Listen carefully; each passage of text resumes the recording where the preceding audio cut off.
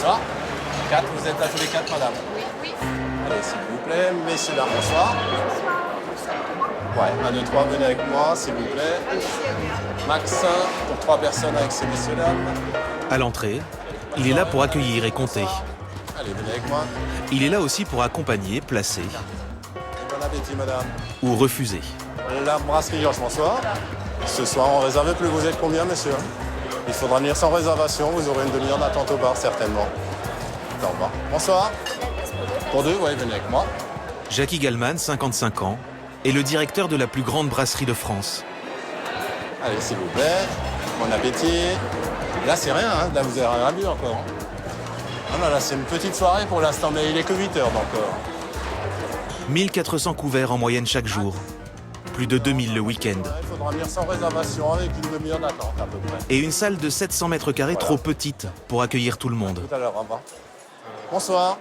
2, oui, comptez 15-20 minutes d'attente au bar et je vous fais sonner dès que je suis prêt. 7 personnes, j'y arriverai pas avant au moins 22h, 22h30. À mesure que l'heure passe, les enchères grimpent. Comptez une bonne demi-heure d'attente. Personne, c'est possible ou pas? Dans 1 heure, ouais. Combien? 1 heure. Dans 1 heure. Marche. D'accord. 2 dans 1 heure et quart. 1h15. 1 heure et quart. Oui, non? Bonsoir. Pareil, 1 heure et quart d'attente. Pourtant, peu de clients se découragent. Allez, c'est parti. Parmi ces gens prêts à patienter plus d'1 heure, des jeunes et des moins jeunes venus dîner en amoureux. Attention. Des familles qui fêtent un anniversaire, des collègues qui sortent du boulot. Bon anniversaire. Oh! Ça va, mon père? Ouais, Ouais. très bien. Bon, on sera 2 ce soir. Ou même le curé de la paroisse d'à côté. Tu nous payes un canon? Ils viennent manger de la cuisine de brasserie. Sans chichi, mais avec choucroute bien sûr. Fruits de mer ou spécialité lyonnaise. On réclame une joue de bœuf, une volaille de Brest et un canard rosé pour la 21 avec la quenelle, s'il vous plaît. Oui, chef. Entrée, plat, dessert, plus de 2000 assiettes dans la soirée. Concoctées par une brigade de 18 cuisiniers. On réclame un filet de bœuf saignant, un gigot d'agneau rosé, une volaille de Brest, s'il vous plaît. Pendant le coup de feu entre 21h et 22h, ils envoient 1 millier de plats. 15 par minute. Un défi quotidien qui dure depuis 180 ans. La brasserie a été construite en 1836, quand Georges Hofer, un brasseur alsacien, fait le pari d'importer la bière et la choucroute sur les bords du Rhône. Tout de suite, il voit les choses en grand. Il construit l'une des plus vastes salles de restaurants d'Europe. Georges a le nez creux. 10 ans plus tard, la gare de Perrache est construite juste à côté. La brasserie devient le point de rendez-vous des voyageurs et un lieu incontournable de la vie lyonnaise. L'établissement a traversé 3 guerres, 2 monarchies, 4 républiques. Paul Verlaine, Léon Blum, Jean Moulin, Sartre ou Édith Piaf y avaient leurs habitudes. Racheté plusieurs fois, il appartient aujourd'hui à une famille de restaurateurs lyonnais. La brasserie Georges est l'un des plus vieux restaurants de France, en plus d'être le plus grand. Bonjour messieurs. La journée commence à 8h, avec chaque matin le balai des livraisons. C'est le dernier. 1, 2, 3, 4, 5, 6, 7, 8, 9, 10, 11, 12, 13, 14 colis. Alors, 6 kits, j'ai vu. Tartare charolais, 30 kilos, j'ai vu. Filet de bœuf, 40 kilos, j'ai vu. Suprême de volaille, 30 pièces. C'est tout bon. Merci à toi, à demain. 150 kilos de viande en tout, pour aujourd'hui seulement. Christophe est l'économe de la maison.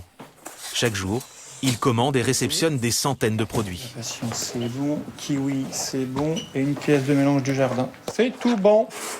Ses courses à lui coûtent 8 000 € par jour. 90 litres de crème fraîche qui sont entrés, 20 litres de crème épaisse, 365 œufs, 12 litres de lait.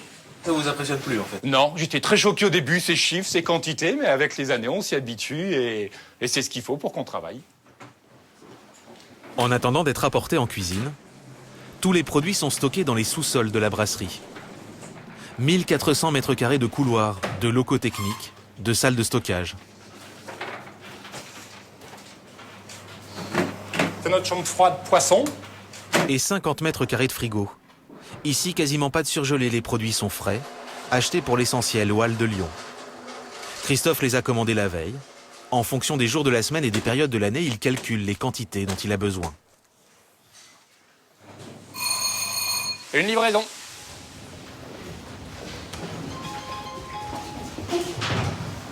Bonjour Augustin.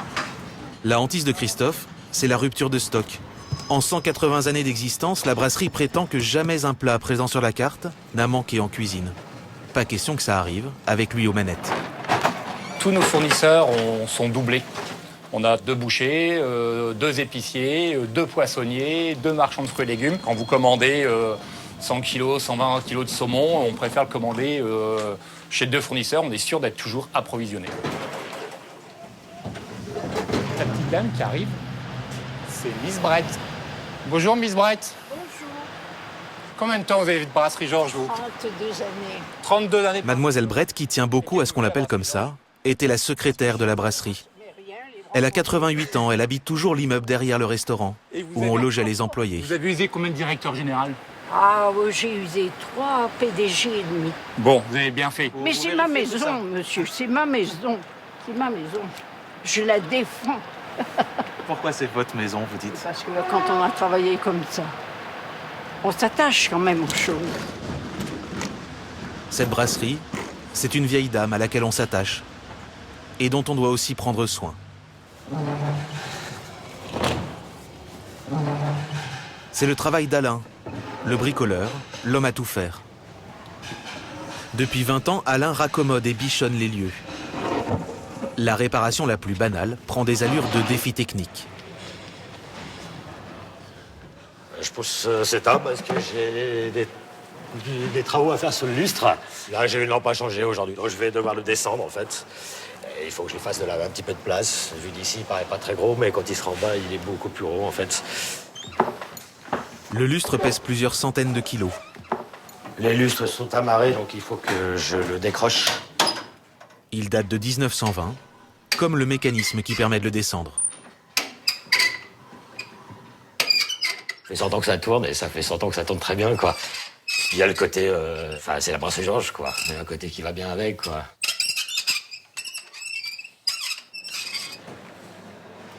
Les lustres, comme le reste de la salle, sont des chefs-d'œuvre de style art déco.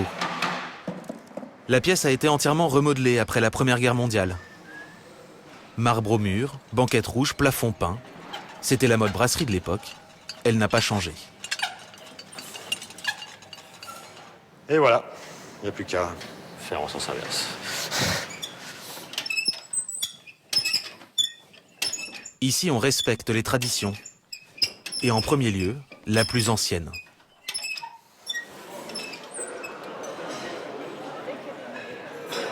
C'est gentil, merci. Avec plaisir. À votre santé. La brasserie Georges, c'est d'abord une vraie brasserie. Un endroit où depuis 180 ans, on sert une bière maison, fabriquée sur place. Bah c'est parti. Loïc, le brasseur, et son apprenti Elliot ont leur cuve dans la salle de restaurant, On rajouterait un peu d'eau, je pense, dedans, il en manque un peu. juste à côté du bar. Dans cette machine, 2 fois par jour, ils brassent le malt et l'eau bouillante pour fabriquer de la bière, qui fermente ensuite dans ces cuves à l'étage. On rajoute un petit peu d'eau. Tu peux me passer le jet, s'il te plaît? On a le choix des ingrédients, on a le choix de nos produits. On peut faire des bières de tous les styles qu'on veut. On a une liberté totale. La brasserie produit 250 litres de bière par jour. Pour les écouler, elle peut compter sur sa brigade de serveurs. Parmi les 95 employés, une quarantaine de maîtres d'hôtel, commis ou chefs de rang, comme Marie-Céline. Elle a 28 ans, elle travaille ici depuis 3 ans. Avant la prise de service, passage par le vestiaire, chemise, gilet noir, tablier, la tenue historique des serveurs de brasserie.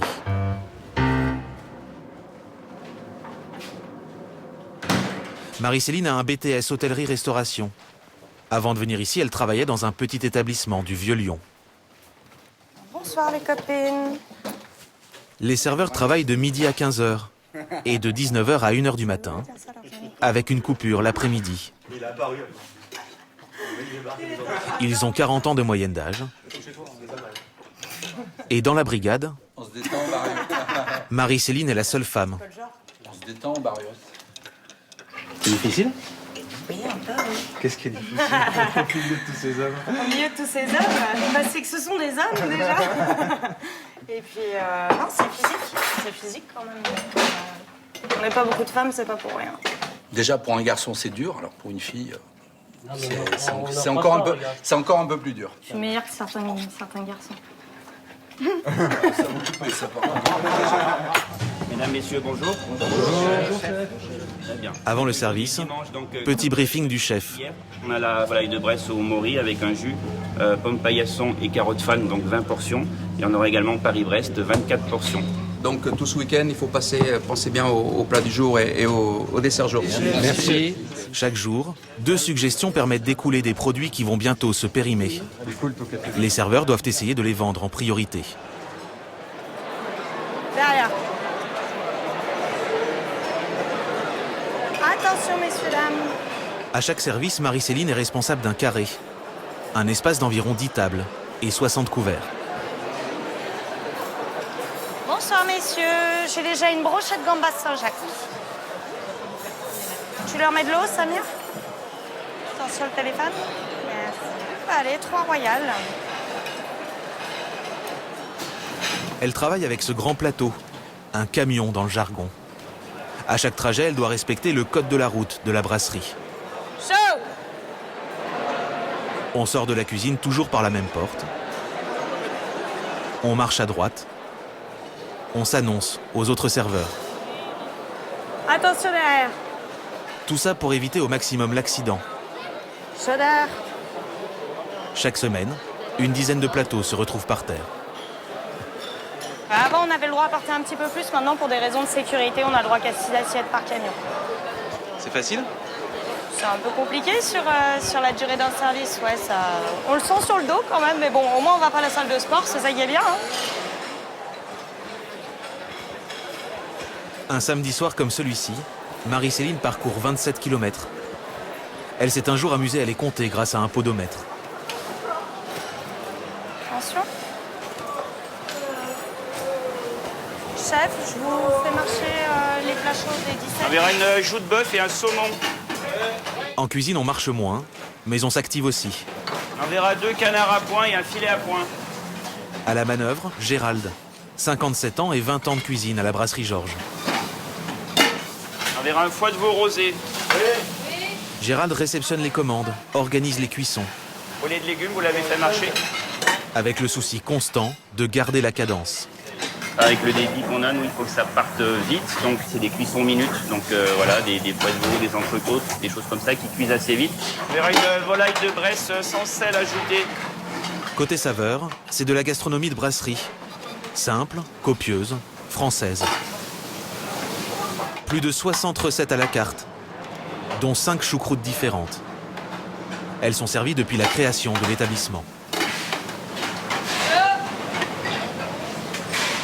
Parmi les autres plats stars, le tartare de viande charolaise et ses condiments,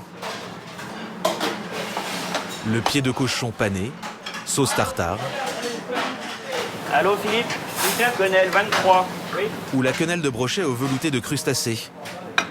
Les prix des plats vont de 18 à 27 euros. Pour la partie dessert, c'est l'omelette norvégienne. Biscuits aux amandes, fruits confits, crème glacée et meringue. 7,70 € par personne. Mettre le feu. Le tout flambé à l'alcool d'orange.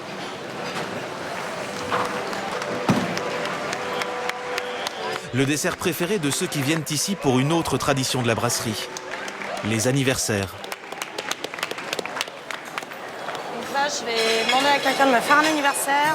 Le rituel est immuable, les lumières s'éteignent, un des serveurs se met à l'orgue de Barbarie et toute la salle applaudit.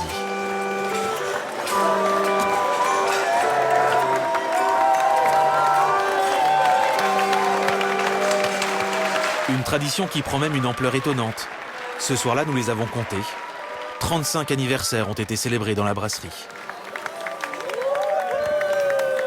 Bon anniversaire. Il y en a combien par soir, les anniversaires? Beaucoup trop.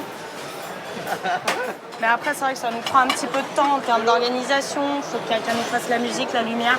C'est plus ça qui est dérangeant pour nous, c'est pas tant le bruit. Allez, panna cotta. Voilà, messieurs, dames.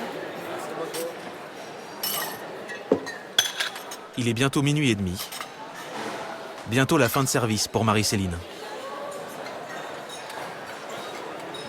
Si ça vous embête pas, je peux vous encaisser rapidement pour clôturer la table. Vous pouvez rester, hein, j'ai mes collègues de fermeture qui prendront la relève. Il vous faudra des notes? Non. La jeune femme termine ses journées épuisée. Mais pour ce travail, elle est bien payée. Passez une bonne fin de soirée, messieurs, dames, merci. Les serveurs touchent 2500 € net par mois, hors pourboire. Alors, on fait combien, la dame? À Lyon, c'est la brasserie qui paye le mieux son personnel de salle. Avant de rentrer chez elle, Marie-Céline va regarder quel score elle a réalisé ce soir. 3 485 € de chiffre d'affaires pour 102 couverts. Elle s'empresse d'aller l'annoncer à ses collègues. Allez, bonne nuit. Il fait 87, je fais 102. Calette. Tu vas aller la payer? Non. C'est une motivation entre nous d'essayer de se battre. Il faut, des services à 100 couverts, vaut mieux qu'on se motive quand même. Hein, donc, Ce jour-là, Marie-Céline et ses collègues ont servi en tout 1800 couverts pour 65 000 € de chiffre d'affaires. Enfin, s'il n'y a pas d'erreur. Le lendemain, Annabelle, la comptable, est là pour tout vérifier.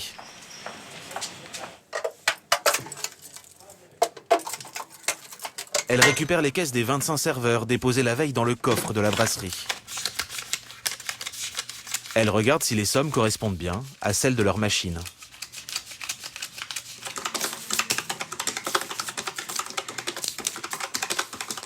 Il me manque 4,95. On va réclamer au serveur l'argent qui nous manque sur cette caisse. Malgré les quelques euros de trous de caisse, l'entreprise se porte très bien. L'an dernier, elle a réalisé un chiffre d'affaires de plus de 11 millions d'euros et 1 300 000 € de bénéfices. Tout va bien.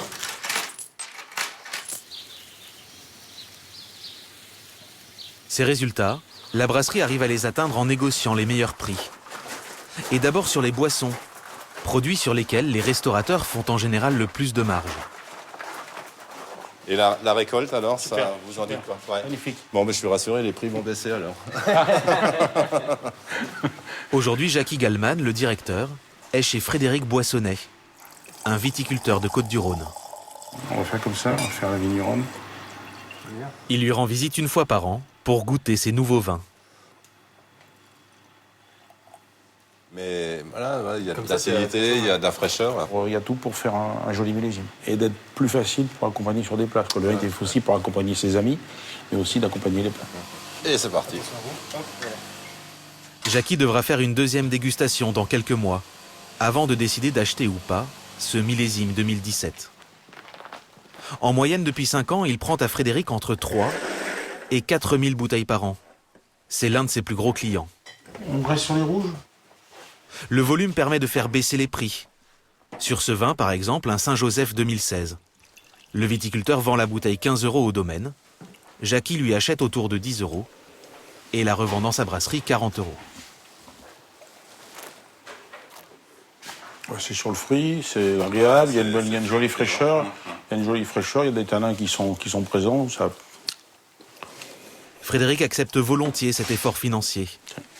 Être présent dans cet établissement, c'est un très bon moyen de se faire de la pub. J'ai une clientèle lyonnaise depuis que je bosse avec la brasserie Georges qui régulièrement vient à la cave en me disant on a goûté votre vin à la brasserie Georges, est-ce qu'on peut vous en acheter? Donc voilà, donc c'est aussi être dans un bel établissement permet d'avoir une vitrine. Même si la vitrine peut de temps en temps se fissurer. C'est bon ou pas là?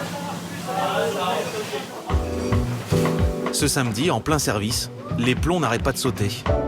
Aucun appareil ne fonctionne dans la cuisine. Eric, le chef adjoint, essaye d'isoler l'origine du problème. Il y a un truc qui fait disjoncter, mais je sais pas lequel c'est. Mais l'électricité, c'est pas vraiment son domaine. Ça redisjoncté encore, là, chef.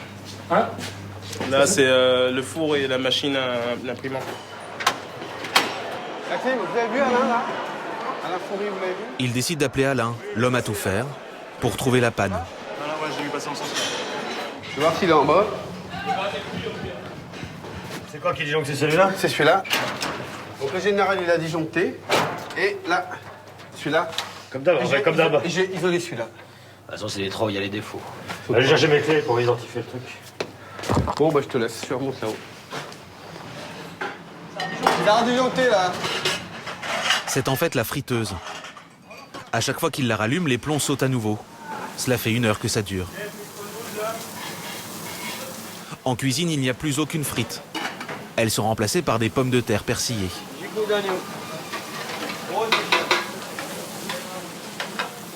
Sans les frites, c'est un peu compliqué, mais il faut s'adapter. On leur propose d'autres carnets de jour et puis ça passe. Mais c'est un peu galère, surtout un samedi. La friteuse sera finalement réparée 2 heures plus tard. Ce samedi, le restaurant a fait son nombre habituel de couverts. Friteuse ou pas, à la brasserie, le service continue. Une musique pour décor dans un costume.